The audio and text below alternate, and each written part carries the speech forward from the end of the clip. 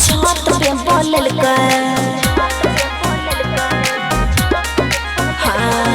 गरमी के दिन हमके छत पे बोलल गरमी के दिन हमके छत पे बोलल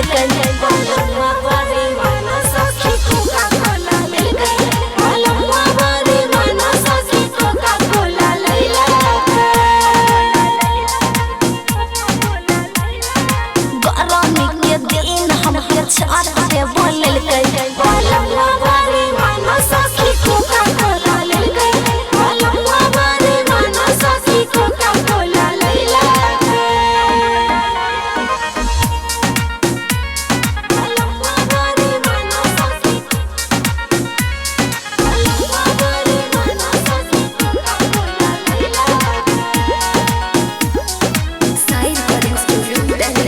गोलगप्पा पिज्जा बर्गर लाबो है बाजार से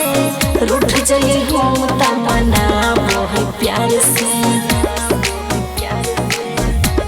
ए सखी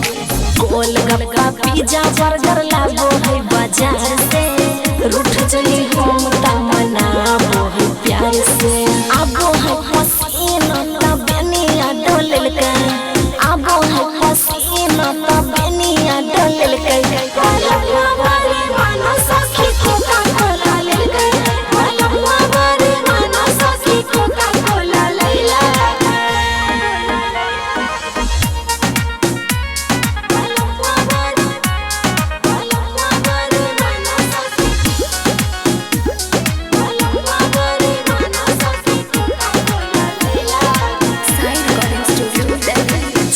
आइसक्रीम के होबे दैना कमी जूसिया बतियावा योलो मौसमी